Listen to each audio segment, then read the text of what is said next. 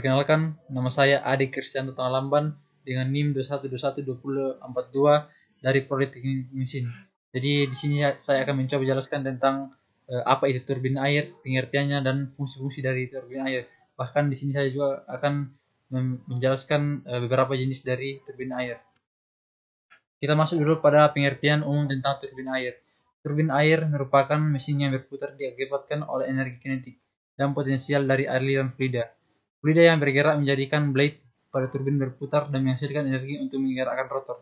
Di sini saya juga akan memberikan beberapa bagian dari rotor. Yang pertama itu sudut penggerak berfungsi untuk mengontrol kapasitas aliran masuk turbin. Kemudian yang kedua, poros berfungsi untuk meneruskan aliran tenaga yang berupa gerak putar yang dihasilkan oleh sudu. Kemudian bantalan. Bantalan berfungsi sebagai perapat komponen-komponen dengan tujuan agar tidak mengalami kebocoran pada sistem. Kemudian runner berfungsi untuk merubah energi potensial fluida menjadi energi mekanik. Kemudian di sini juga saya akan memberikan contoh-contoh bagian pada stator. Bagian yang pertama pada stator adalah pipa pengarah, berfungsi untuk meneruskan aliran fluida sehingga tekanan dan kecepatan air fluida yang digunakan di dalam sistem besar. Kemudian rumah turbin. Rumah turbin berfungsi sebagai rumah kedudukan komponen dari turbin. Kemudian kita masuk pada fungsi turbin. Fungsi turbin berfungsi untuk mengubah energi potensial kinetik menjadi energi mekanik. Gaya jatuh air yang mendorong baling-baling menyebabkan turbin berputar. Komponen-komponen utama pada turbin air terdiri dari rotor dan stator. Rotor merupakan bagian yang berputar pada sistem turbin air. Stator merupakan bagian yang diam pada turbin air. Kemudian di sini saya juga akan memberikan sejarah singkat bagaimana terbentuknya turbin. Kata turbin ditemukan oleh seorang insinyur Prancis yang bernama Claude Bourdin pada awal abad 19 yang diambil dari terjemahan bahasa Latin dari kata whirling yaitu putaran atau vortex atau pusaran air. Jan Andre Segner mengembangkan turbin air reaksi pada pertengahan tahun 1700-an.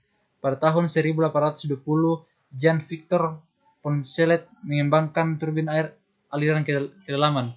Pada tahun 1826, Benoit Cornillon mengembangkan turbin aliran keluar. Pada tahun 1844, Uriah A. Boyden mengembangkan turbin aliran keluar yang meningkatkan performa dari turbin Cornillon.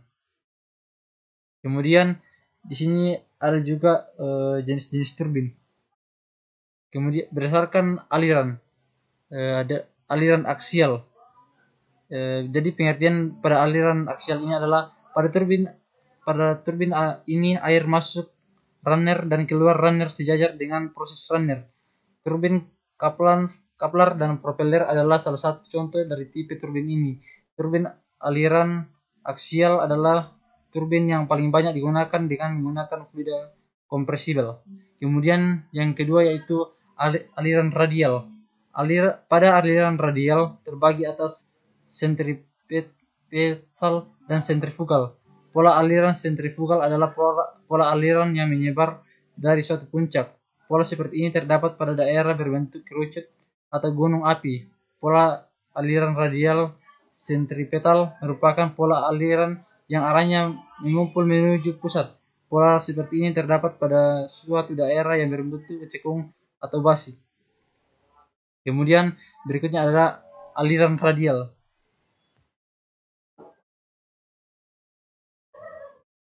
Berikutnya adalah aliran tangensial. Pada kelompok turbin ini posisi air runner dengan arah tangensial atau tegak lurus pada poros runner mengakibatkan runner berputar. Contohnya turbin Pelton dan turbin crossflow. Kemudian masuk pada berdasarkan daya. Yang pertama itu mini mikrohidro. Mikrohidro merupakan turbin yang menghasilkan daya atau energi yang kecil. Turbin ini tergolong teknologi tepat guna. Contoh nyata dari mini mikrohidro adalah kincir air. Jadi bisa kita lihat pada gambar di samping ini adalah bentuk dari pembangkit listrik tenaga air mikrohidro. Kemudian yang berikutnya adalah mikrohidro. Mikrohidro adalah istilah yang digunakan untuk instalasi pembangkit listrik yang menggunakan energi air. Di sini sama dengan mini hidro, tapi di sini adalah contoh mikrohidro yang lebih kecil lagi. Kemudian lanjut pada mini hidro. Sedangkan untuk mini hidro daya yang dikeluarkan berkisar antara 100 sampai 5000 watt. Prinsip kerja dari mini hidro hampir sama seperti mikrohidro, akan tetapi daya yang dihasilkan berbeda sehingga disebut mini hidro.